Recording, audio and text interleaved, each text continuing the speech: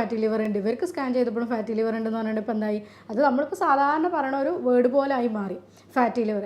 അത്രക്കും മാറിയത് എന്തുകൊണ്ടാണ്? നമ്മളുടെ ഭക്ഷണശൈലി കൊണ്ട്, അതേപോലെ നമ്മളുടെ ജീവിതശൈലി ഇങ്ങനെ ആയി മാറി.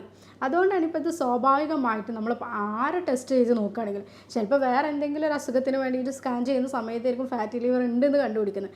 ആ കണ്ടുപിടിക്കണം തന്നെ ഗ്രേഡ് 2-ലൊക്കെയാണ് ഇപ്പോൾ കാണുന്നത്. അത്രയ്ക്ക് കോമൺ ആയിട്ട് വന്ന ഒരു സാധനമായി മാറി ഇപ്പോൾ ഈ ഫാറ്റി ലിവർ അല്ലെങ്കിൽ കരൾ വീക്കം എന്നുള്ളത്. ഇതിനെ പറ്റിയിട്ടാണ് ഇന്ന് ഞാൻ പറയുന്നത്. ഞാൻ doctor Afiya Allur, senior consultant, doctor Basis homeo hospital, Pandikkad, Malappuram.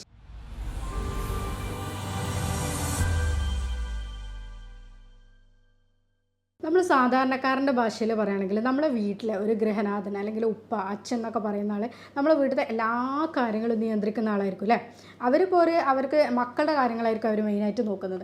മക്കൾക്ക് ചെറിയൊരു അസുഖം വന്നാൽ ഹോസ്പിറ്റലിൽ കൊണ്ടുപോകും, അവർക്ക് മക്കൾക്ക് എന്തെങ്കിലും പ്രശ്നങ്ങളുണ്ടെങ്കിൽ അത് ക്ലിയർ ചെയ്ത് കൊടുക്കുക, അല്ലെങ്കിൽ അവരെ സ്കൂളിൻ്റെ കാര്യങ്ങൾക്ക് ശ്രദ്ധിക്കുക. അങ്ങനെ എല്ലാ കാര്യങ്ങളും ഓൾ ഇൻ ആൻഡ് റൗണ്ടായിട്ട് നമ്മൾ ചെയ്യുന്ന ഒരാളാണ് നമ്മളെ വീട്ടിലെ ഗൃഹനാഥന്. ഇപ്പോൾ വീട്ടിലെ ഗൃഹനാഥൻ എന്തെങ്കിലും ചെറിയ അസുഖം വന്നാൽ അത് അവർ അത്ര പ്രശ്നമാക്കാറൊന്നുമില്ല.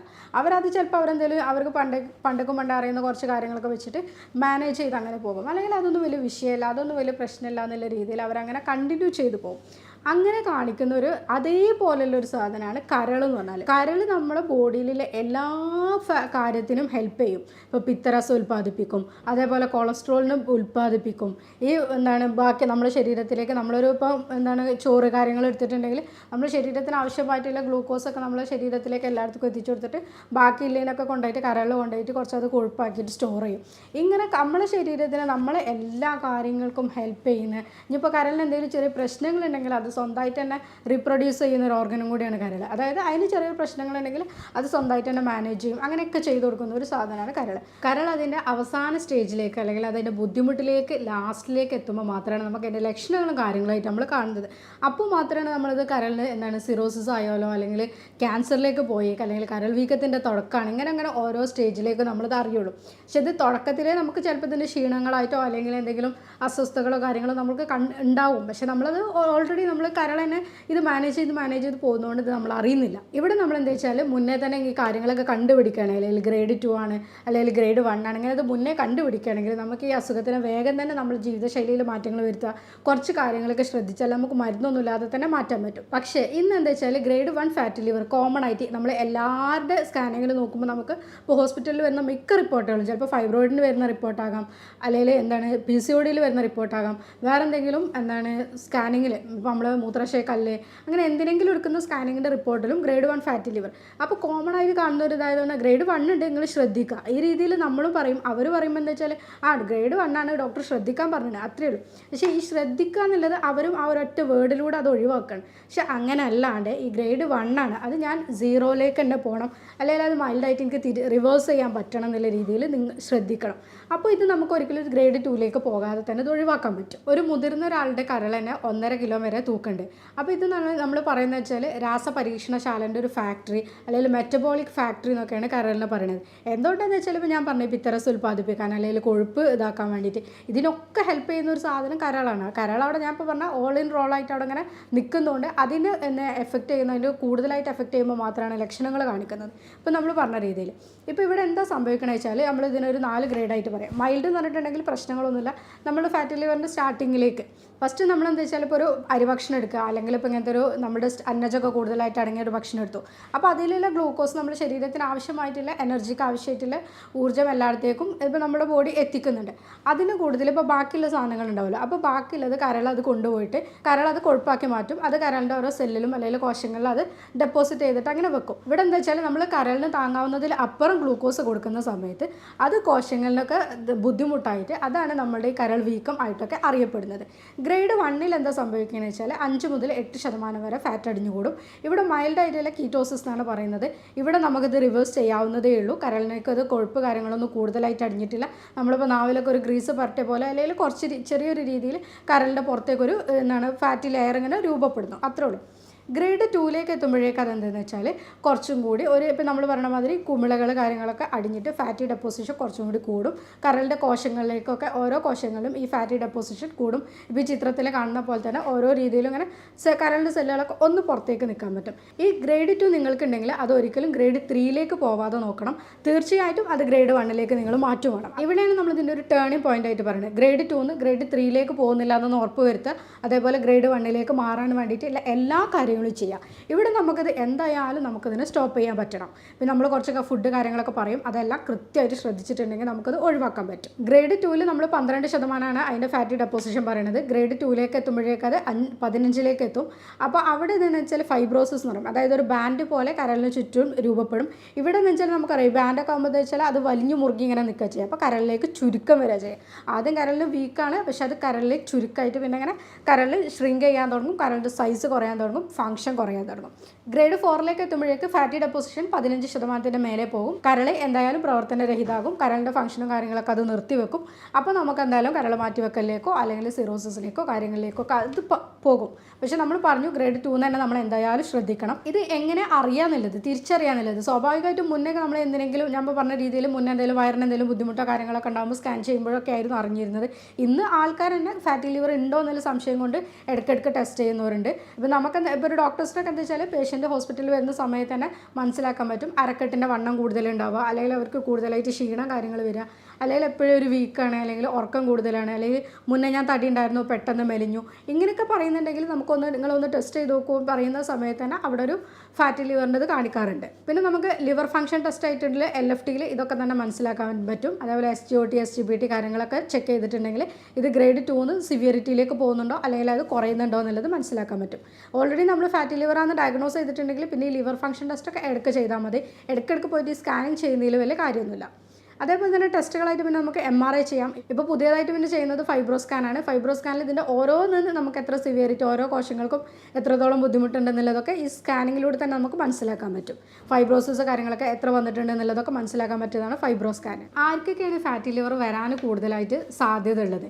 ഇങ്ങനെ നോക്കുകയാണെങ്കിൽ നമുക്കറിയാം ഒബീസിറ്റി എല്ലായിടത്തും ഇപ്പോൾ കൂടുതലായിട്ട് നമ്മൾ പറയുന്ന ഒരു ജീവിതശൈലി രോഗമാണ് ഒബീസിറ്റി എന്നുള്ളത്. അതിൽ പ്രത്യേകിച്ച് അരക്കെട്ടിൻ്റെ വണ്ണം കൂടുതലായിട്ടുള്ള ആൾക്കാർക്ക് ഇപ്പോൾ നമ്മുടെ ബോഡി പ്രൊപ്പോർഷൻ എടുക്കുന്ന സമയത്ത് ഇപ്പോൾ നമ്മൾ BMI എന്നൊക്കെ നോക്കില്ല, ഹൈറ്റ് വെയിറ്റ് പ്രൊപ്പോർഷൻ എടുക്കുന്ന സമയത്ത് ഇവർ ഹൈറ്റിനേക്കാളും ഇവർക്ക് വെയിറ്റ് ഹൈറ്റ് ടു വെയിറ്റ് നോക്കുന്ന സമയത്ത് വെയിറ്റ് കൂടുതലായിരിക്കും. അതും തന്നെ ഒബീസിറ്റി എപ്പോഴും വയറിൻ്റെ ഭാഗങ്ങളിൽ കൂടുതലായിട്ടുള്ള ആൾക്കാർക്ക് ഈ ഫാറ്റി ലിവർ വരാനുള്ള സാധ്യത കൂടുതലുണ്ട്. അതുപോലെ തന്നെ ഇപ്പോൾ കൂടുതലായിട്ടുള്ള ആൾക്കാർക്കും സെഡൻഡറി ലൈഫാണ്. ഇപ്പോൾ നമ്മൾ എവിടെയാണെങ്കിലും ഇരുന്ന് ഇങ്ങനെ ജോലി ചെയ്യുക, ടൈപ്പിംഗ് ആയിട്ടുള്ള ആൾക്കാർ ടൈപ്പ് തന്നെ ചെയ്തുകൊണ്ടേയിരിക്കുക, ഡ്രൈവിംഗ് ആയിട്ടുള്ള ആൾക്കാർ ഡ്രൈവിംഗ് തന്നെ ചെയ്തുകൊണ്ടിരിക്കുക. കണ്ടിന്യൂസ് ആയിട്ട് നമ്മളിപ്പോൾ എന്താണ് ജോലി അതന്നെ ഒരേപോലെ ഇരുന്ന് ചെയ്യുന്ന ആൾക്കാർക്ക് അവർക്ക് ഈ എക്സസൈസ് കാര്യങ്ങളൊക്കെ വളരെ കുറവായിരിക്കും. അങ്ങനത്തെ ആൾക്കാർക്കും ഈ ഫാറ്റി ലിവർ അവരുടെ ഭാവിയിൽ വരാൻ കൂടുതലായിട്ട് സാധ്യതയുണ്ട്. അതേപോലെ ടൈപ്പ് 2 ഡയബറ്റീസ്, അൺകൺട്രോൾഡ് ആയിട്ടുള്ള ഡയബറ്റീസ് ഉള്ള ആൾക്കാർക്ക് ഈ ഫാറ്റി ലിവർ വരാൻ സാധ്യത കൂടുതലുണ്ട്. തിരിച്ചും പറയാം, ഫാറ്റി ലിവർ വന്ന ആൾക്കാർക്ക് ടൈപ്പ് 2 ഡയബറ്റീസിലേക്കുള്ള സാധ്യതയുണ്ട്. രണ്ട് രീതിയിലും കാണാറുണ്ട്. അതുപോലെ തന്നെ ഈ തൈറോയിഡിൻ്റെ പ്രശ്നമുള്ള ആൾക്കാർക്ക്, PCOD ഉള്ളവർക്ക്, കൊളസ്ട്രോളും പ്രശ്നമുള്ളവർക്ക് ഇതൊക്കെ അങ്ങോട്ടും ഇങ്ങോട്ടും കണക്റ്റഡ് ആണ്. ഈ ഫാറ്റി ലിവർ ഉള്ളവർക്ക് തൈറോയിഡിൻ്റെ പ്രശ്നങ്ങൾ വരാം, തിരിച്ചും രണ്ടും സംഭവിക്കുന്നത് കാണാറുണ്ട്. അതുപോലെ തന്നെ നമ്മൾ ഇമ്പോർട്ടൻ്റ് ആയിട്ട് നോക്കേണ്ട ഒരു കാര്യമാണ് ഉറക്കം എന്നുള്ളത്. നമ്മൾ നന്നായിട്ട് ഉറങ്ങുന്ന സമയത്താണ് നമ്മൾ ഈ ഹോർമോൺസും കാര്യങ്ങളൊക്കെ പ്രൊഡ്യൂസ് ചെയ്യുന്നത്. അതേപോലെ തന്നെ അതിൻ്റെ ബാക്കി പരിപാടികളൊക്കെ നടക്കുന്നത്. മിനിമം നമ്മളൊരു 6 to 7 അല്ലെങ്കിൽ ഒരു 6 to 9 മണിക്കൂറൊക്കെ നല്ല രീതിയിൽ രാത്രി ഉറക്കം കിട്ടുന്ന ആൾക്കാർക്ക് ഇങ്ങനത്തെ നമുക്ക് ഈ ജീവിതശൈലി രോഗങ്ങളൊക്കെ ഒരുപാട് കുറക്കാൻ പറ്റും. പക്ഷേ ഇപ്പോൾ എന്താ വെച്ചാൽ നമ്മൾ രാത്രികളെ കൂടുതൽ ഫോണിൻ്റെ ഉപയോഗം അല്ലെങ്കിൽ ഒരുപാട് സ്ട്രെസ്സോ കാര്യങ്ങളോ ഉണ്ടാവുക അങ്ങനത്തെയൊക്കെ ഉണ്ടാകുന്ന സമയത്ത് ഈ രാത്രിക്കത്തെ ഉറക്കം കുറയും. അല്ലെങ്കിൽ അവരെന്നെ എന്താ വെച്ചാൽ ഉച്ചയ്ക്ക് ഇപ്പോൾ നല്ലോണം ഫുഡൊക്കെ കഴിച്ചിട്ട് ഇപ്പോൾ നന്നായിട്ട് ചോറോ കാര്യങ്ങളോ എടുത്തിട്ട് നന്നായിട്ട് ഉറങ്ങുക. അപ്പോൾ അത് രണ്ടും കോമ്പൻസേറ്റ് ചെയ്യാൻ പറ്റാത്തൊരു സാധനമാണ്. രാത്രി ഉറക്കമെല്ലാം ഉച്ചയ്ക്ക് നന്നായിട്ട് ഉറങ്ങും ചെയ്യുക. അതും ഭക്ഷണം നന്നായിട്ട് കഴിച്ചിട്ടാണ് ഈ ഉറങ്ങുന്നത്. ഇങ്ങനെ ഉണ്ടാകുമ്പോഴും ഈ ഫാറ്റി ലിവർ കൂടുതലായിട്ട് വരാനുള്ള സാധ്യത ഇവർക്ക് കൂടുതലാണ്. പിന്നെ ഇപ്പോൾ ഞാൻ പറഞ്ഞ രീതിയിലുള്ള ജീവിതശൈലി മാറ്റങ്ങൾ വന്നതാണ് അരിഭക്ഷണങ്ങൾ കൂടുതലായിട്ട് എടുക്കുക എന്നുള്ളത്. പക്ഷേ ഇപ്പോൾ പറയുമ്പോൾ എല്ലാവരും പറയും പണ്ടുള്ളവർ ഫുൾ അരിഭക്ഷണങ്ങൾ തന്നെയല്ലേ കഴിച്ചിരുന്നത്, അവർ 3 നേരം അരിഭക്ഷണമല്ലേ കഴിച്ചിരുന്നത് എന്നുള്ളത്. പക്ഷേ അവിടെ മാറ്റം മറ്റെന്താണെന്ന് വെച്ചാൽ അവർ 3 നേരം അരിഭക്ഷണം കഴിച്ചിരുന്ന ആൾക്കാരാണെങ്കിലും കൂടെ അവരെന്താ വെച്ചാൽ അതിനനുസരിച്ചിട്ടുള്ള ജോലികളിലും കാര്യങ്ങളും ഏർപ്പെട്ടിരുന്നു. അവർ അരിഭക്ഷണം കഴിച്ചിട്ട് നേരെ നമ്മളതിൽ വന്നിട്ട് ഈ എന്താണ് കീബോർഡിൻ്റെ മുന്നിലോ അല്ലെങ്കിൽ കമ്പ്യൂട്ടറിൻ്റെ മുന്നിലോ അല്ലെങ്കിൽ നേരെ വീട്ടിലെ ചെറിയ ചെറിയ പണികൾ മാത്രം എടുക്കുക. അപ്പോൾ സ്ത്രീകളാണെങ്കിൽ വീട്ടിലെ ചെറിയ പണികൾ മാത്രം എടുക്കുക, അല്ലെങ്കിൽ പുരുഷന്മാരാണെങ്കിലും ഇപ്പോൾ കൂടുതൽ ഇങ്ങനത്തെ എന്താണ് കമ്പ്യൂട്ടറിൻ്റെ പരിപാടികൾ വരിക, അല്ലെങ്കിൽ എന്താണ് ഡ്രൈവിങ്, കുറച്ച് അങ്ങനത്തെ പണികളൊക്കെ അല്ലേ കൂടുതൽ, ഓഫീസ് വർക്ക് ഇങ്ങനത്തെയൊക്കെയാണ് ഇപ്പോൾ കൂടുതൽ, അങ്ങനത്തെ ആൾക്കാർക്കാണ് കൂടുതൽ കാണുന്നത്. അതുകൊണ്ടാണ് നമ്മൾ അവരെ തന്നെ എടുത്ത് പറയുന്നത്. പക്ഷേ പണ്ടുള്ള ആൾക്കാരൊക്കെ എന്താ വെച്ചാൽ നന്നായിട്ട് ഇപ്പോൾ ഈ ചോറ് കാര്യങ്ങൾ കഴിച്ചിരുന്നാലും അവർ നേരെ പോയിരുന്നത് അവരുടെ പണികളിലേക്കാണ്. കൈക്കോട്ട് അങ്ങനത്തെ കാര്യങ്ങൾ, കൊത്തലും അതൊക്കെ കൂടുതൽ പണികൾ അവർക്ക് വന്നിരുന്നു. അതുകൊണ്ട് തന്നെ അവർക്ക് ഈ ഫാറ്റി ലിവറോ അങ്ങനത്തെ നമ്മളിപ്പോൾ ഈ പറയുന്ന ജീവിതശൈലി രോഗങ്ങളൊന്നും അവരന്ന് ബുദ്ധിമുട്ടിച്ചിരുന്നില്ല. ഇപ്പോൾ നമ്മൾ ഡയബറ്റീസ്, അതേപോലെ BP കൂടുക, അല്ലെങ്കിൽ കൊളസ്ട്രോൾ കൂടുക, ഫാറ്റി ലിവർ വരിക, ഇങ്ങനത്തെ കുറേ അസുഖങ്ങളാണ് ഇപ്പോൾ ഇന്ന് കൂടുതൽ ഹോസ്പിറ്റലിൽ കാണുന്ന അസുഖങ്ങൾ. പക്ഷെ അതൊന്നും അവർക്ക് അന്ന് വരാതിരുന്നതും അവരുടെ ജീവിതശൈലി നമ്മൾ നല്ല മാറ്റമുണ്ട്. പക്ഷേ ഭക്ഷണങ്ങൾ നമ്മളിപ്പോഴും ഇങ്ങനത്തെ രീതിയിലാണ് കൂടുതലായിട്ട് എടുക്കുന്നത്. ഇപ്പോൾ സ്ത്രീകളൊക്കെ പറയുന്നുണ്ട്, ഡോക്ടറെ ഞാൻ കള്ളൊന്നും എടുക്കാറില്ല, നമ്മൾ ഇങ്ങനത്തെ സാധനങ്ങളൊന്നും ഇതുവരെ ഉപയോഗിച്ചിട്ടൊന്നുമില്ലല്ലോ, പിന്നെ എന്തുകൊണ്ടാണ് നമുക്ക് ഫാറ്റി ലിവർ വന്നത് എന്നുള്ളത്. ഫാറ്റി ലിവറിന് മെയിനായിട്ട് 2 രീതിയിലാണ് പറയുന്നുണ്ടായിരുന്നത്. ആൽക്കഹോളിക് ഫാറ്റി ലിവർ ഡിസീസും അതേപോലെ നോൺ ആൽക്കഹോളിക്കും. പക്ഷേ ഇന്ന് ആൽക്കഹോളിക്ക് നമുക്ക് ഓൾറെഡി ഉറപ്പിക്കാം 90% ഈ കള്ള് കുടിക്കുന്ന അല്ലെങ്കിൽ ഡ്രിങ്ക്സ് സ്ഥിരമായിട്ട് എടുക്കുന്ന ആൾക്കാർക്കും എന്താണ് ഫാറ്റി ലിവർ വരാനുള്ള സാധ്യത കൂടുതലാണ്. അവർ കുറച്ച് ഡ്രിങ്ക്സ് തന്നെ സ്ഥിരമായിട്ട് എടുക്കുന്ന ആൾക്കാരാണെങ്കിലും അവർക്ക് ഇത് ഫാറ്റി ലിവർ ഭാവിയിൽ വരാനുള്ള സാധ്യത കൂടുതലാണ്. പക്ഷേ ഇന്ന് നോൺ ആൽക്കഹോളിക് ഫാറ്റി ലിവർ ഡിസീസാണ് കൂടുതലായിട്ട് കാണിക്കുന്നത്. അതും ഈ സ്ത്രീകളിലും അതേപോലെ തന്നെ കള്ളും കാര്യങ്ങളൊന്നും എടുക്കാത്ത പുരുഷന്മാരിലും കൂടുതലായിട്ട് കാണുന്നുണ്ട്. കാരണം എന്താണെന്ന് വെച്ചാൽ അവിടെയാണ് നമ്മൾ ഈ അന്നജത്തിൻ്റെ കൂടുതലായിട്ടുള്ള ഉപയോഗം, അതേപോലെ ഈ ഷുഗർ കണ്ടൻറ്റ് കൂടുതലായിട്ട് ഉപയോഗിക്കുന്നത്, അതിൻ്റെയൊക്കെ ഇമ്പോർട്ടൻസ് അവിടെയാണ് കൂടുതൽ വരുന്നത്. ഇങ്ങനത്തെ ആൾക്കാർക്ക് നമ്മളൊരു ഭക്ഷണത്തിൽ റൂട്ടീനായിട്ട് പറഞ്ഞു കൊടുക്കുന്ന സമയത്ത്, ഇപ്പോൾ നമ്മൾ ഫാറ്റി ലിവറിൻ്റെ ഒരു കേസ് നോക്കുന്ന സമയത്ത് OPയിൽ അവരോട് ഭക്ഷണത്തിൻ്റെ കാര്യത്തിൽ നിങ്ങൾ എങ്ങനെയൊക്കെ ശ്രദ്ധിക്കണം എന്ന് പറയുമ്പോൾ ഫസ്റ്റ് പറയാറുണ്ട് ഇൻ്റർമീഡിയറ്റ് ഫാസ്റ്റിങ്ങിലേക്ക് നിങ്ങൾക്ക് മാറാൻ പറ്റുന്നുണ്ടെങ്കിൽ ഇടയ്ക്കൊക്കെ നിങ്ങൾ ആ രീതിയിലേക്ക് പോകുക എന്നുള്ളത്.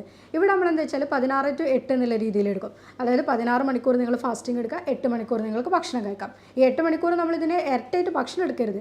അവിടെ എന്താ നമ്മൾ 8 മണിക്കൂർ ഭക്ഷണങ്ങൾ വെച്ചാൽ ഇപ്പോൾ രാവിലത്തെ ബ്രേക്ക്ഫാസ്റ്റ് നമ്മളൊരു 9:30-10 മണിക്ക് എടുക്കുന്നതുകൊണ്ട് ഇപ്പോൾ ഈവനിങ് നമ്മളൊരു 7 അല്ലെങ്കിൽ 6, 8 ആ ഒരു ടൈമിൻ്റെ ഉള്ളിൽ നമ്മൾ മാക്സിമം എല്ലാം നിർത്തണം. ബാക്കി നമുക്ക് വെള്ളം നമുക്ക് മാക്സിമം എപ്പോഴും എടുക്കാം. വെള്ളത്തിൻ്റെ അളവെന്ന് വെച്ചാൽ നമ്മളൊരു 20:1 എന്നുള്ള രീതിയിൽ എടുക്കുക. നമ്മൾ 20 കിലോ ആണ് വെയിറ്റ് എന്നുള്ളത് 1 ലിറ്റർ വെള്ളം എടുക്കുക. 40 കിലോ ആണെന്നുണ്ടെങ്കിൽ 2 ലിറ്റർ. അതിൻ്റെ അനുപാതികമായിട്ട് എന്തായാലും വെള്ളത്തിൻ്റെ ഇൻടേക്ക് കൂട്ടുക. ശരീരത്തിന് ആവശ്യമായിട്ടുള്ള വെള്ളം നമ്മൾ എടുക്കുന്നുണ്ടെന്നുണ്ടെങ്കിൽ കരളിൽ സ്റ്റോർ ചെയ്യുന്ന ഈ മാലിന്യങ്ങളും വേസ്റ്റ് പ്രോഡക്ട്സ് ഒക്കെ തന്നെ കരളിന് റിമൂവ് ചെയ്യാൻ സുഖമായിരിക്കും. അപ്പോൾ കരളിൻ്റെ പ്രവർത്തനങ്ങൾക്ക് വെള്ളം നിർബന്ധമാണ്. അതേപോലെ തന്നെ ഭക്ഷണങ്ങൾ നമ്മൾ രാവിലെ എടുക്കുന്ന സമയത്ത് ഇപ്പോൾ രാവിലെ നമ്മൾ ഒരു ഗ്രീൻ ടീ കൊണ്ടോ അല്ലെങ്കിൽ നല്ല ചൂടുവെള്ളം കൊണ്ടോ ഒക്കെ നമുക്ക് രാവിലത്തെ തുടങ്ങാം. അവിടെ എന്താ വെച്ചാൽ രാവിലെ തന്നെ നമ്മൾ എണീക്കുന്ന സമയത്ത് 2 ഗ്ലാസ് നമുക്ക് പറ്റുന്ന രീതിയിലുള്ള ഇളം ചൂടുവെള്ളം എടുക്കാം, അല്ലെങ്കിൽ ഗ്രീൻ ടീ ആക്കാം. അവിടെ നമ്മൾ ഷുഗർ എന്തായാലും ഒഴിവാക്കുക. അതിന് കൂടെ തന്നെ അരിഭക്ഷണമായിട്ടില്ലേ നമ്മളിപ്പോൾ രാവിലെ നമ്മളൊക്കെ ഭക്ഷണം എന്താ പുട്ട്, അപ്പം, ഇടിയപ്പം, ദോശ ഇങ്ങനത്തെ സാധനങ്ങൾ, ഇതൊക്കെ എന്താ അരിഭക്ഷണമാണ്. പകരം നമുക്ക് എന്താ വെച്ചാൽ ഓട്സിനെ കൊണ്ടുള്ള ഉപ്പുമാവ്, അല്ലെങ്കിൽ റാഗിനെ കൊണ്ട് അപ്പം ചൂടാം, ഗോതമ്പിനെ കൊണ്ട് അപ്പം ചൂടാം, അല്ലെങ്കിൽ അതിനെ കൊണ്ടൊക്കെ ഉപ്പുമാവോ കാര്യങ്ങളോ അങ്ങനെയൊക്കെ ആക്കിയിട്ട് എടുക്കാം. രാവിലത്തെ നമ്മളുടെ ഭക്ഷണത്തിൻ്റെ കൂടെ നമുക്ക് കടല, പരിപ്പ്, ചെറുപയർ ഇങ്ങനത്തെ സാധനങ്ങളൊക്കെ കൂടെ എടുക്കാം. ഇതെടുക്കുമ്പോൾ നമുക്ക് ഒരു സമീകൃതാഹാരം എന്നുള്ള രീതിയിലും കൂടി കിട്ടും. അവിടെ കൂടെ ഷുഗറായിട്ടുള്ള നമ്മൾ ഒരു സാധനം എടുക്കുന്നില്ല, അത് നമ്മൾ തേനോ ശർക്കരയോ പഞ്ചസാര അങ്ങനെ എല്ലാ സാധനവും ഒഴിവാക്കാം. നമ്മൾ പഞ്ചസാര എടുക്കുന്നില്ല എന്ന് പറയാം ശർക്കര ചായക്ക് ഇടട്ടെ എന്നുള്ള രീതിയിൽ ചോദിക്കുന്നതിൽ അർത്ഥമല്ല.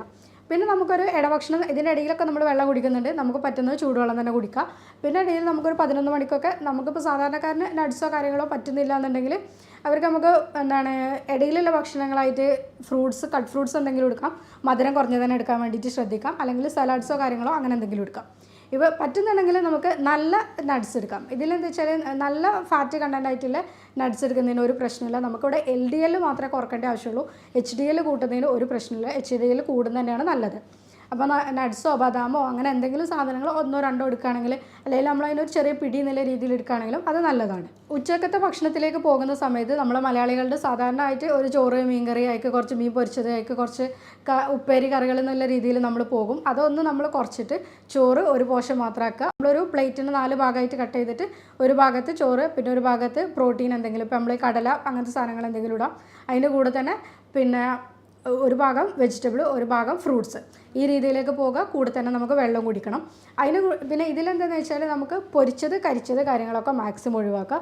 അതേപോലെ റെഡ് മീറ്റ്, പോർക്ക്, മട്ടൺ ഇങ്ങനത്തെ എല്ലാ സാധനങ്ങളും മീറ്റിൻ്റെ ഐറ്റംസിലൊക്കെ നമുക്ക് പരമാവധി കുറക്കാം. ചിക്കൻ നമുക്ക് എടുക്കാം, കറി വെച്ചിട്ട് തന്നെ മാക്സിമം എടുക്കാൻ ശ്രമിക്കാം. മീനുകൾ നല്ലതാണ്, അത് വലിയ മീനുകൾ ഒഴിവാക്കിയിട്ട് ചെറിയ മീനുകളിലൊക്കെ നമുക്ക് ഒമേഗ 3 ഫാറ്റി ആസിഡ് കണ്ടൻറ്റ് കൂടുതലായിട്ടുള്ളതുകൊണ്ട് അതെടുക്കാം. അതിൽ നമുക്ക് ചൂര, അയില, മത്തി അങ്ങനത്തെ സാധനങ്ങളൊക്കെ ചെറിയ മത്സ്യങ്ങൾ നല്ലതാണ്. ഫ്രൂട്ട്സ്, വെജിറ്റബിൾസിൽ ഇപ്പോൾ നമ്മൾ പറഞ്ഞതിൽ വെജിറ്റബിൾസ് നമുക്ക് സലാഡ്സുകൾ കൂടുതലായിട്ട് ഉപയോഗിക്കാം. ഈ കക്കരിക്ക, വെള്ളരിക്ക, അതേപോലെ ക്യാരറ്റ്, ബീട്രൂട്ട് നല്ലതാണ്. ഇങ്ങനത്തെ കറികളൊക്കെ നമുക്ക് സലാഡ്സുകളായിട്ട് ഉപയോഗിക്കാം. തൈര് മിക്സ് ചെയ്യുന്നതിന് നല്ലതാണ്. ഇതിലിപ്പോൾ ഫ്രൂട്ട്സിൻ്റെ ഭാഗത്തിലേക്ക് വരികയാണെന്നുണ്ടെങ്കിൽ മധുരമായിട്ടുള്ള ഫ്രൂട്ട്സുകൾ പരമാവധി ഒഴിവാക്കിക്കൊണ്ട് അല്ലാത്തതൊക്കെ നമുക്കിതിൽ എടുക്കാം. ഇനി വൈകുന്നേരങ്ങളിൽ നമ്മളിതേപോലെ ചായൻ്റെ കൂടെ തന്നാലും പൊരിച്ചതായിട്ട് എന്തെങ്കിലും കടികളുണ്ടാകും. പിന്നെ എന്തെങ്കിലും രീതിയിൽ ഇപ്പോൾ പൊരിച്ച കടികളാണല്ലോ കൂടുതലായിട്ട് വൈകുന്നേരങ്ങളിൽ വരുന്നത്. അല്ലെങ്കിൽ നമ്മൾ എടുക്കുന്നത് ബേക്കറി ഐറ്റംസാണ്. രണ്ടും വേണ്ട, അതിൻ്റെ കൂടെ നമുക്ക് എന്തെങ്കിലും സലാഡ്സ് ഉപയോഗിക്കാം, അല്ലെങ്കിൽ ഒരു ഗ്രീൻ ടീ അതിൻ്റെ കൂടെ തന്നെ, അല്ലെങ്കിൽ മധുരമിടാതെ എന്തെങ്കിലും ടീയോ കാര്യങ്ങളോ എടുക്കാം. ചൂടുവെള്ളം ആയാലും അങ്ങനത്തെ കുഴപ്പമില്ല. പിന്നെ അതിൻ്റെ കൂടെ തന്നെ നമുക്ക് ബിസ്ക്കറ്റുകളിലൊക്കെ എന്ന് വെച്ചാൽ ഒറ്റ ബിസ്ക്കറ്റിൽ 50 ഗ്രാമോളം കലോറി ഉണ്ട്. നമ്മളവിടെ ആവശ്യമില്ലാത്തൊരു കലോറിയാണ് എടുക്കുന്നത്. അതോടുകൂടി തന്നെ ചില ബിസ്ക്കറ്റുകളൊക്കെ നമ്മൾ കണ്ടിട്ടുണ്ടെങ്കിൽ ഷുഗർ അതിൻ്റെ മേലെ കൂടി തന്നെ വിതറിയിട്ടുണ്ടാവും. ഉള്ളിൽ ഓൾറെഡി ഷുഗറും മൈദയും കാര്യങ്ങളൊക്കെയാണ് ഇൻക്ലൂഡ് ചെയ്തത്, പുറമേ ഷുഗർ വിതറുന്നുണ്ടാവും. അപ്പോൾ അങ്ങനത്തെ ബിസ്ക്കറ്റുകൾ കാര്യങ്ങളൊക്കെ പരമാവധി ഒഴിവാക്കുക. ബേക്കറി ഐറ്റംസ് എന്തായാലും വേണ്ട. അങ്ങനെ നമ്മൾ വൈകുന്നേരത്തത് കഴിഞ്ഞു. പിന്നെ നമ്മൾ ഈവനിങ്ങിലേക്ക് പോകുമ്പോൾ രാത്രിക്കത്തെ ഭക്ഷണം ഒരു 10 മണി അല്ലെങ്കിൽ 11 മണി എന്നുള്ള രീതിയിലേക്ക് പോവാണ്ട് മാക്സിമം നേരത്തെ കഴിക്കുക. നിങ്ങൾക്കൊരു പറ്റുന്നതാണെങ്കിൽ 7, ഇപ്പോൾ നമ്മൾ ഇൻ്റർമീഡിയറ്റ് ഫാസ്റ്റിങ്ങിൻ്റെ സമയത്ത് പറയുന്നത് ഇതിൽ 7 അല്ലെങ്കിൽ 6 മണിക്ക് നൈറ്റിലെ ഫുഡ് കുറക്കണം. അത് ഒരുപാട് ഫുഡിലേക്ക് നൈറ്റ് പോകാതെ നമുക്ക് രാത്രി ചപ്പാത്തിയോ അല്ലെങ്കിൽ ഇപ്പോൾ നമ്മൾ രാവിലെ കഴിച്ചതിൻ്റെ പോലെ തന്നെ റാഗിൻ്റെ അത് അല്ലെങ്കിൽ ഓട്സിൻ്റെത് അങ്ങനത്തതൊക്കെ കഴിക്കാം. അല്ലെങ്കിൽ സലാഡ്സുകൾ കൂടുതലായിട്ട് ഉൾപ്പെടുത്തുക. ഇങ്ങനെയൊക്കെ ആകുമ്പോൾ നമുക്ക് രാത്രി ഒരുപാട് വിശക്കില്ല, കാര്യങ്ങളൊക്കെ ഒഴിവാക്കാൻ പറ്റും. പിന്നെ രാത്രി നല്ല രീതിയിലുള്ളൊരു ഉറക്കം കിട്ടും. പിന്നെ ഈ ഒരുപാട് ഫുഡ് എടുത്തിട്ട് ഉറങ്ങുന്നതിനേക്കാളും നല്ലതാണ് നമ്മളൊരു ഉറങ്ങുന്നതിൻ്റെ 2 മണിക്കൂർ തന്നെ മുന്നേ ഫുഡ് എടുത്തിട്ട് നമ്മൾ ഉറക്കത്തിലേക്ക് പോകുക എന്നുള്ളത്. അപ്പോൾ നമ്മളുടെ സ്ലീപ്പ് നല്ലതാകും. രാത്രിക്കത്തെ ഭക്ഷണങ്ങളിലും കൂടുതലായിട്ട് സലാഡ്സ് എന്തായാലും ഉൾപ്പെടുത്താം. പിന്നെ കട്ട് ഫ്രൂട്ട്സ് നിങ്ങൾക്ക് ഇഷ്ടമുള്ള രീതിയിൽ ഉപയോഗിക്കാം. എന്തായാലും ഒരു 9-10 മണിയിലേക്ക് പോകാണ്ട് നേരത്തെ തന്നെ ഇതൊക്കെ കഴിക്കുക എന്നുള്ളത് ശ്രദ്ധിക്കുക. ഇപ്പോൾ നമ്മൾ പറഞ്ഞ എല്ലാ ഭക്ഷണങ്ങളിലും നോക്കുകയാണെന്നുണ്ടെങ്കിൽ ഫാറ്റ് കണ്ടൻറ്റ് കൂടുതലായിട്ടുള്ള ഭക്ഷണങ്ങൾ ഒഴിവാക്കുക. അതുപോലെ തന്നെ മധുരം കൂടുതലായിട്ടുള്ള എല്ലാ ഫുഡ്സും ഒഴിവാക്കുക. ഇപ്പോൾ ജങ്ക് ഫുഡായിട്ടുള്ളത്, അതേപോലെ തന്നെ ആഡഡ് ഷുഗേഴ്സ് ആയിട്ടുള്ള നമ്മളിപ്പോൾ കൊക്കോകോള, പെപ്സി അങ്ങനത്തെ സാധനങ്ങളൊക്കെ വരുന്നത്. അതേപോലെ ഇപ്പോൾ പേസ്ട്രിയിലൊക്കെ കൂടുതലായിട്ട് ഉപയോഗിക്കാവുന്നതാണ് ട്രാൻസ് ഫാറ്റ് എന്നുള്ളത്. ഇപ്പോൾ ഈ നമ്മൾ സാധാരണ ഫാറ്റ് കൊഴുപ്പായിട്ടുള്ള സാധനം നമ്മൾ ലിക്വിഡ് പോർഷനിൽ കിട്ടുന്നതിന് പകരം ഹൈഡ്രോജിനേറ്റഡ് ഓയിൽ ആഡ് ചെയ്തിട്ടുള്ളത് ഇവർ കട്ട് ചെയ്ത് സോളിഡായിട്ട് കിട്ടും. അപ്പോൾ ഇങ്ങനത്തെ ഫാറ്റ് ഇപ്പോൾ നമ്മൾ ഈ വനസ്പതി ഇങ്ങനത്തെ സാധനങ്ങളൊക്കെ പറയുന്നത്. അപ്പോൾ അവിടെ എന്താണെന്ന് വെച്ചാൽ നമ്മുടെ ഓൾറെഡി അത്രയും അൺസാച്ചുറേറ്റഡ് ഫാറ്റാണ് നമ്മുടെ ബോഡിയിൽ കയറി വരുന്നത്. ഈ ട്രാൻസ് ഫാറ്റ് എന്നുള്ളത് നമ്മൾ എടുക്കുന്നത് പരമാവധി ഒഴിവാക്കുക. ഇത് കൂടുതലായിട്ട് ഇപ്പോൾ വരുന്നത് ബേക്കറി ഐറ്റംസിൽ, അതേപോലെ പേസ്ട്രി, കേക്ക് ഇങ്ങനത്തിലൊക്കെയാണ് കൂടുതൽ വരുന്നത്. ഇത് ശരീരത്തിന് അത്രയും ദോഷകരമായിട്ടുള്ളൊരു സാധനമാണ്. കുട്ടികളിലൊക്കെ തന്നെ ഇപ്പോൾ നോക്കുന്ന സമയത്ത് ഫാറ്റി ലിവർ കാണുന്നുണ്ട്. കാരണം എന്താ വെച്ചാൽ ഇപ്പോൾ പേസ്ട്രി, കേക്ക്, അതേപോലെ ബേക്കറി ഐറ്റംസ് ഇതൊക്കെ കുട്ടികൾ ഇപ്പോൾ എടുക്കുന്നത് വളരെ കൂടുതലാണ്. ഇവരിപ്പോൾ കൂടുതലായിട്ടും ഇങ്ങനത്തെ ഈ ബേക്കറി ഐറ്റംസിനോടും ഇങ്ങനത്തിനോടൊക്കെയാണ് കൂടുതൽ ക്രേവിങ്സ് കാണിക്കുന്നത്. കുട്ടികൾ എന്തെങ്കിലും തിന്നോട്ടെ എന്നുള്ള രീതിയിൽ പാരൻസ് ആണെങ്കിലും ഇത് കൊടുക്കുന്നുണ്ട്. അതുകൊണ്ട് തന്നെയാണ് ഇപ്പോഴത്തെ കുട്ടികൾക്കൊക്കെ തന്നെ ഈ ക്ഷീണം കാര്യങ്ങളും അല്ലെങ്കിൽ പഴയ രീതിയിലുള്ള എനർജി കാര്യങ്ങളൊന്നും അവർ കാണിക്കുന്നില്ല. ഇപ്പം നമ്മൾ ഒഴിവാക്കേണ്ട ഭക്ഷണങ്ങളിൽ പറഞ്ഞ പോലെ തന്നെ കുറച്ച് നമ്മൾ ഭക്ഷണങ്ങൾ ഇൻക്ലൂഡ് ചെയ്യണം. കാരണം ഇന്ന സാധനങ്ങളൊക്കെ നമ്മൾ കഴിക്കുകയാണെങ്കിൽ നമ്മുടെ ശരീരത്തിന് നല്ലതാണ്, അല്ലെങ്കിൽ ഫാറ്റി ലിവർ നമുക്ക് കുറക്കാൻ പറ്റുന്നുള്ളത്. അതിലിപ്പോൾ പറഞ്ഞതിൽ എന്തായാലും നമ്മൾ നോക്കേണ്ടതാണ് വെള്ളത്തിൻ്റെ അളവ്. നമ്മുടെ ശരീരത്തിന് നമ്മൾ ആവശ്യമായിട്ടുള്ള വെള്ളം എടുക്കുന്നുണ്ടെന്നുള്ളത് ഉറപ്പ് വരുത്തുക. അതേപോലെ തന്നെ ഗ്രീൻ ടീ നല്ലതാണ്. പിന്നെ നമ്മൾ മഞ്ഞളുടെ ഉപയോഗം നമ്മൾ കൂടുതലായിട്ട് ഉൾപ്പെടുത്തുക. മഞ്ഞൾ ഒരു ആൻറ്റി ഇൻഫ്ലമേറ്ററി പ്രോപ്പർട്ടി ഉണ്ട്. അപ്പോൾ അതിലെന്താ വെച്ചാൽ കൂടുതലായിട്ട് നമ്മൾ ശരീരത്തിന് വരുന്ന നീർക്കെട്ടുകൾ കാര്യങ്ങളൊക്കെ ഒഴിവാക്കാൻ പറ്റും, അല്ലെങ്കിൽ സ്കിന്നിലുള്ള അസുഖങ്ങൾ കുറക്കാൻ പറ്റും. അതേപോലെ ഇപ്പോൾ ഈ ലിവറിൻ്റെയൊക്കെ നല്ല പ്രവർത്തനങ്ങൾക്ക് നല്ലതാണ്. ഇങ്ങനെയൊക്കെ ആകുമ്പോൾ മഞ്ഞളുടെ ഉപയോഗം നമുക്ക് കൂട്ടാൻ പറ്റും. അതേപോലെ തന്നെ ഒന്നാണ് വെളുത്തുള്ളി. വെളുത്തുള്ളി ചുവന്നുള്ളി ഇതിൻ്റെയൊക്കെ ഉപയോഗം കൂട്ടുകയാണെങ്കിൽ ഇതൊക്കെ ഫാറ്റി ലിവറിനെ നമുക്ക് റിവേഴ്സ് ചെയ്യാൻ വേണ്ടിയിട്ട് ഹെൽപ്പ് ചെയ്യുന്ന കാര്യങ്ങളാണ്. അതേപോലെ തന്നെയാണ് ഈ കറുവപ്പട്ട, മഞ്ഞൾ, ഗ്രീൻ ടീ ഈ ഒരു കോമ്പിനേഷനിൽ നമുക്ക് വെള്ളം ചൂടാക്കിയിട്ട് എടുക്കുകയാണെങ്കിൽ നമുക്ക് 1, 2, 3 തവണ നമുക്ക് ഒരു ദിവസത്തിൽ എടുക്കാൻ പറ്റും. കറുവപ്പട്ടൻ്റെ കുറച്ച് പൊടി, ഒരു ടീസ്പൂൺ പൊടി, അതുപോലെ തന്നെ അതിലേക്ക് നമ്മൾ മഞ്ഞളുടെ 1 ടീസ്പൂണ്, പിന്നെ കുറച്ച് ഗ്രീൻ ടീൻ്റെ ഒരു ചെറിയ ബാഗ്. ഈ രീതിയിൽ നമ്മൾ എടുക്കുമ്പോൾ നമുക്കത് 1, 2 പ്രാവശ്യം ഒരു ദിവസത്തിൽ നമുക്ക് എടുക്കാൻ പറ്റും. അതേപോലെ ആപ്പിൾ സിഡർ വിനെഗർ നല്ലതാണ്. ഇത് എന്താണെന്ന് വെച്ചാൽ ഈ ആപ്പിൾ സിഡർ വിനെഗർ 2 രീതിയിലും പറയാറുണ്ട്. കൂടുതലായിട്ട് എടുക്കരുതെന്ന് പറയും, പക്ഷേ എടുക്കുന്നത് നല്ലതാണെന്ന് പറയും. ഈ കൂടുതലായിട്ട് എടുക്കരുതെന്ന് പറയുന്നത് എന്താ വെച്ചാൽ ഹൈപ്പോ അസിഡിറ്റി കാരണം ചില ആൾക്കാർക്ക് ഫാറ്റി ലിവർ ഉണ്ടാവും. അങ്ങനെ ആൾക്കാർക്ക്, അതായത് നമ്മളെ എന്താണ് സ്റ്റൊമക്കിൻ്റെയൊക്കെ അസിഡിറ്റി കുറയുന്നുണ്ട്, അങ്ങനെയുള്ള ആൾക്കാർക്ക് ഒരുപാട് രീതിയിൽ എന്താണ് ആപ്പിൾ സിഡർ വിനെഗർ എടുക്കരുതെന്ന് പറയും. അല്ലെങ്കിൽ നമുക്ക് ആപ്പിൾ സിഡർ വിനെഗർ എടുക്കുന്നത് നല്ലതാണ്. വെള്ളത്തിൽ ഉറ്റിച്ചിട്ട് നമുക്ക് ഒരു ഗ്ലാസ് വെള്ളത്തിലൊക്കെ ആക്കിയിട്ട് ആപ്പിൾ സിഡർ വിനെഗർ എടുക്കാം. ഇരട്ടി മധുരത്തിൻ്റെ പൊടി നല്ലതാണ്. ഇരട്ടി മധുരമൊക്കെ നമുക്ക് പൊടിക്കാൻ പറ്റും. എന്നിട്ട് അത് പൊടിച്ചിട്ട് നമ്മൾ ഇതേപോലെ മഞ്ഞളും അതേപോലെ കൂട്ടിയിട്ട് നമുക്കൊരു ടീ ആയിട്ട് തന്നെ ഉപയോഗിക്കാം.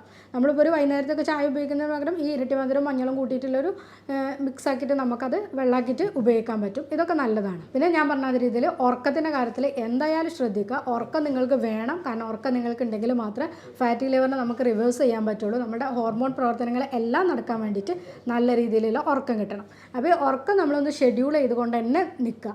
നമ്മൾ ഇന്ന സമയത്ത് ഉറങ്ങുന്നു, ഇന്ന സമയത്ത് എണീക്കുന്നു എന്നുള്ള രീതിയിൽ നമ്മുടെ ബോഡിക്ക് ഒരു ടൈം ബയോളജിക്കൽ ക്ലോക്ക് ഉണ്ടാക്കി കൊടുക്കുകയാണെന്നുണ്ടെങ്കിൽ നമുക്ക് നല്ല രീതിയിൽ ഉറക്കം കിട്ടും. ഇപ്പോൾ നമ്മൾ ഈ പറഞ്ഞ കാര്യങ്ങളൊക്കെ ശ്രദ്ധിക്കുന്നതിൻ്റെ കൂടെ തന്നെ നിർബന്ധമായിട്ട് ചെയ്യേണ്ടതാണ് ഒരു 30 മിനിറ്റ് മുതൽ 45 മിനിറ്റ് വരെ രാവിലെയോ വൈകുന്നേരമോ നിങ്ങൾക്ക് ചെയ്യാൻ പറ്റുന്ന രീതിയിൽ, ഇപ്പോൾ ജോഗിങ് ആകാം, അല്ലെങ്കിൽ സൈക്ലിങ്ങോ സ്വിമ്മിങ്ങോ ഒക്കെയാണ് ഏറ്റവും നല്ലതെന്ന് പറയുന്നത്. അതേപോലെ നടത്തോ എന്തെങ്കിലും രീതിയിലുള്ള എക്സസൈസ് ചെയ്യാം. ഇതൊക്കെ ചെയ്യുന്ന സമയത്ത് നമ്മുടെ ശരീരത്തിന് നല്ല രീതിയിലുള്ള ഉറക്കം കിട്ടും. അപ്പോൾ നമ്മൾ പറഞ്ഞ രീതിയിൽ ഹോർമോണുകളും കാര്യങ്ങളൊക്കെ ഒന്ന് ശരിയായിക്കോളും. അതേപോലെ തന്നെ നമുക്കിപ്പോൾ ഈ പറഞ്ഞ ഫാറ്റി ലിവറിൻ്റെ ലക്ഷണങ്ങളും കാര്യങ്ങളൊക്കെ തന്നെ റിവേഴ്സ് ചെയ്യാൻ പറ്റും. അപ്പോൾ സ്ത്രീകളുടെ കേസിൽ കൂടുതൽ എന്താ പ്രശ്നം എന്ന് വെച്ചാൽ രാത്രിക്കത്തെ ബാക്കിയുള്ള ഭക്ഷണങ്ങളൊക്കെ തന്നെ അവരെടുക്കും. എന്താ വെച്ചാൽ കുട്ടികൾക്ക് കൊടുക്കുന്നതിൻ്റെ കൂടെ അവർ ഭക്ഷണം എടുക്കും. പിന്നെ രാത്രി എന്തെങ്കിലും പാത്രത്തിൽ എന്താ ബാക്കിയെന്ന് വെച്ചാൽ അതും കൂടി കൂടുതൽ വെറുതെ പാത്രം കളയണ്ടല്ലോ എന്നുള്ള രീതിയിൽ അതും കൂടി വയറ്റിലേക്ക് കളയാന്നുള്ള രീതിയിൽ എടുക്കും. ഇതിലെന്താ വെച്ചാൽ നമുക്ക് ശരീരത്തിന് വേണ്ട എനർജിക്കുള്ള ഭക്ഷണങ്ങൾ മാത്രം എടുക്കുക. അമിതമായിട്ടുള്ള ഭക്ഷണങ്ങൾ എല്ലാം തന്നെ ഒഴിവാക്കുക. മദ്യപാനം, പുകവലി ഇങ്ങനത്തെ ഇതൊക്കെ തന്നെ എന്തായാലും ഒഴിവാക്കുക. അപ്പോൾ നമ്മൾ ഈ പറഞ്ഞ കാര്യങ്ങളൊക്കെ ശ്രദ്ധിച്ചൊന്നും ഫാറ്റി ലിവർ പോകുന്നില്ല, അല്ലെങ്കിൽ ഗ്രേഡ് 2 വീണ്ടും മേലോട്ടേക്ക് തന്നെയാണ് പോകുന്നത് എന്നുള്ളത് ഡൗട്ട് ഉണ്ടെങ്കിൽ നിങ്ങൾ എന്തായാലും ഒരു ഡോക്ടറെ കൺസൾട്ട് ചെയ്യണം. അതിന് ട്രീറ്റ്മെൻറ്റ് എടുക്കണം. ഹോമിയോപ്പതിയിൽ ഇതിൽ നല്ല മെഡിസിൻസ് ഉണ്ട്. നമ്മൾ ഈ കാര്യങ്ങളൊക്കെ നോക്കിയിട്ടാണ് ഇപ്പോൾ എന്തൊക്കെയാണ് നിങ്ങളുടെ ബുദ്ധിമുട്ടുകൾ, അല്ലെങ്കിൽ ശരീരത്തിന് എന്തൊക്കെയാണ് ബുദ്ധിമുട്ട് കാണിക്കുന്നത്, ഇതെല്ലാം നോക്കിയിട്ടാണ് നമ്മൾ ഹോമിയോപ്പതിയിൽ ഇതിന് ട്രീറ്റ്മെൻറ്റ് എടുക്കുക. അങ്ങനെ നിങ്ങൾക്ക് ഇതിൽ എന്തെങ്കിലും ട്രീറ്റ്മെൻറ്റിനോ അല്ലെങ്കിൽ എന്തെങ്കിലും ഡൗട്ടോ കാര്യങ്ങളോ ചോദിക്കാനുണ്ടെങ്കിൽ താഴെ കൊടുത്ത വാട്സപ്പ് നമ്പറിൽ നിങ്ങൾക്ക് കോൺടാക്റ്റ് ചെയ്യാവുന്നതാണ്. ഞാൻ doctor Afiya Allur, senior consultant, doctor Basis homeo hospital, Pandikkad, Malappuram ജില്ല.